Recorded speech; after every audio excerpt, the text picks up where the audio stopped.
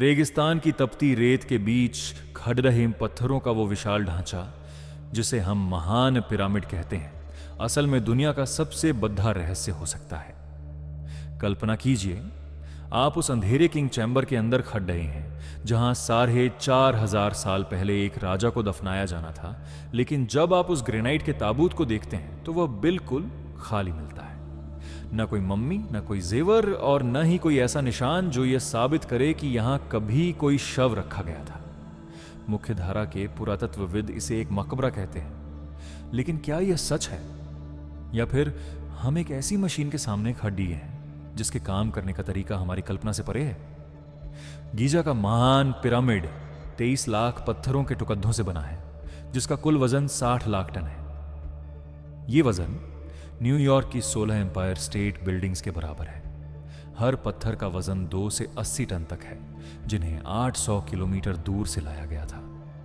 उस दौर में जब इंसान के पास पहिया तक नहीं था, इन विशाल चट्टानों को नाइल नदी के पार ले जाना और फिर उन्हें 480 फीट की ऊंचाई पर इतनी सटीकता से रखना कि उनके बीच एक क्रेडिट कार्ड तक न जा सके, यह आज के इंजीनियरों के लिए भी एक चुनौती है।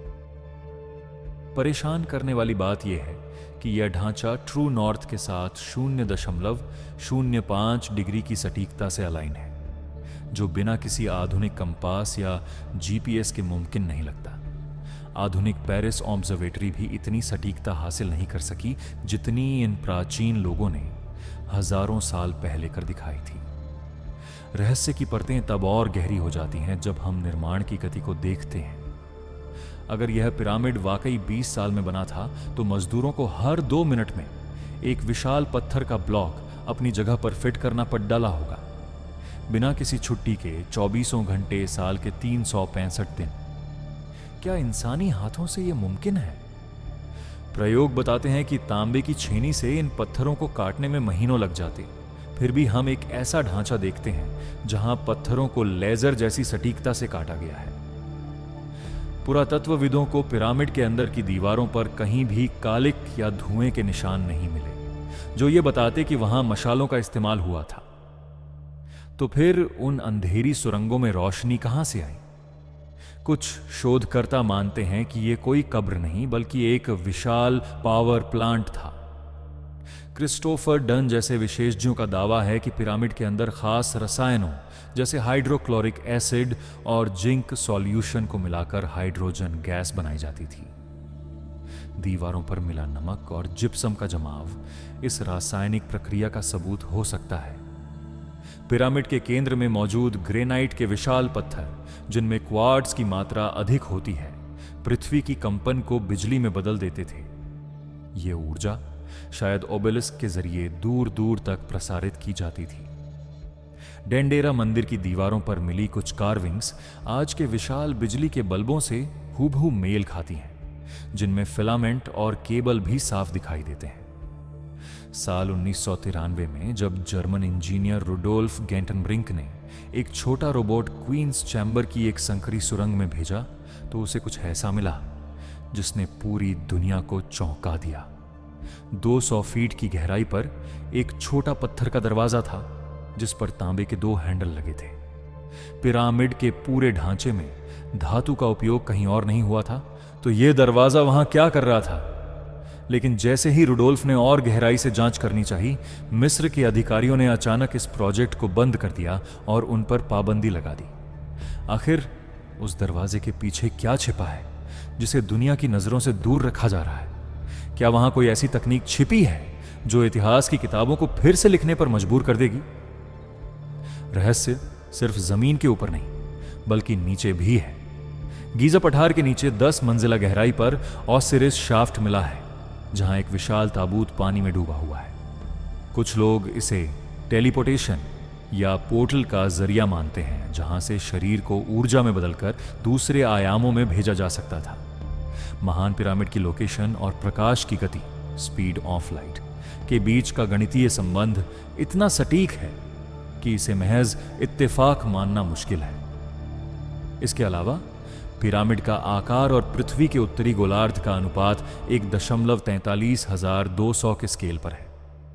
क्या यह मुमकिन है कि पिरामिड बनाने वालों को पृथ्वी के आकार और ब्रह्मांड के नियमों का वो ज्ञान था जिसे हमने हाल ही में खोजा है। जब हम आसमान की ओर देखते हैं तो गीजा के ये 3 पिरामिड ओरायन बेल्ट के 3 सितारों के साथ पूरी तरह मेल खाते हैं। लेकिन यह अलाइनमेंट आज के सितारों से नहीं बल्कि ईसा से 10,500 साल पहले के सितारों से मिलता है। भूवैज्ञानिकों को स्फिंक्स की मूर्ति पर पानी से होने वाले कटाव के निशान मिले हैं जो बताते हैं कि यह मूर्ति उस समय बनी थी जब सहारा रेगिस्तान नहीं बल्कि एक हरा भरा इलाका था जहां भारी बारिश होती थी। यह समय 12,000 साल पहले का है जो हमारे इतिहास की समझ को पूरी तरह चुनौती देता है। तो क्या यह पिरामिड किसी ऐसी खोई हुई उन्नत सभ्यता की देन है जो किसी भयानक वैश्विक आपदा में मिट गई? फिरौन अखेनातेन जैसे शासकों की विचित्र मूर्तियां, उनका लंबा सिर और अजीबोगरीब शारीरिक बनावट आज भी शोधकर्ताओं को उलझा देती हैं। उनके समय की कार्विंग्स में उड़ने वाली मशीनें, हेलीकॉप्टर और टैंक जैसे चित्र मिलते हैं। क्या प्राचीन मिस्र के लोगों का संपर्क अंतरिक्ष से आए जीवों के साथ था? अखेनातेन ने जिस एटेन की पूजा शुरू की थी वह आसमान में चमकती एक डिस्क थी जो किरणें बिखेरती थी।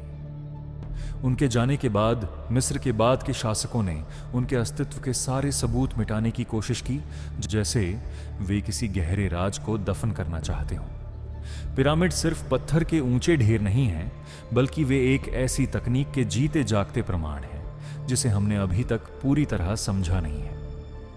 हम अपनी आधुनिक मशीनों पर गर्व करते हैं, लेकिन 4,500 साल पहले बिना क्रेन और बिजली के जो सटीकता हासिल की गई वह हमारे विज्ञान के लिए एक आईना है। शायद अधिकारी और गेटकीपर उन पन्नों को जानबूझकर नहीं खोल रहे जो हमारी जड़ेदारों के बारे में कुछ ऐसा बता दें जिसे समाज स्वीकार करने के लिए तैयार नहीं है। 2017 में खोजी गई पिरामिड के अंदर की विशाल वॉइड या खाली जगह अभी भी बंद है। वहां क्या है कोई नहीं जानता। पिरामिड आज भी वहीं खड़ी दिए हैं, खामोश, जैसे किसी का इंतजार कर रहे हों जो आए और उस सच्चाई को उजागर करे जिसे हजारों सालों से रेत और रहस्यों के नीचे दबाकर रखा गया है। वक्त गुजरता जा रहा है, इंसान बूढ़ा हो रहा है, लेकिन ये पिरामिड आज भी वहीं खड्डीरे मुस्कुरा रहे हैं, जैसे हमें याद दिला रहे हो कि हम अपनी ही विरासत के बारे में कितना कम जानते हैं। क्या आप वाकई सच जानना चाहते हैं या आप उस कहानी से खुश हैं जो आपको सदियों से सुनाई जा रही है? क्या आप चाहते हैं कि मैं पिरामिडों के अंदर मिली उन इलेक्ट्रिकल सिंबल्स या रसायनों वाली थ्योरी पर एक विस्तृत रिपोर्ट तैयार करूं?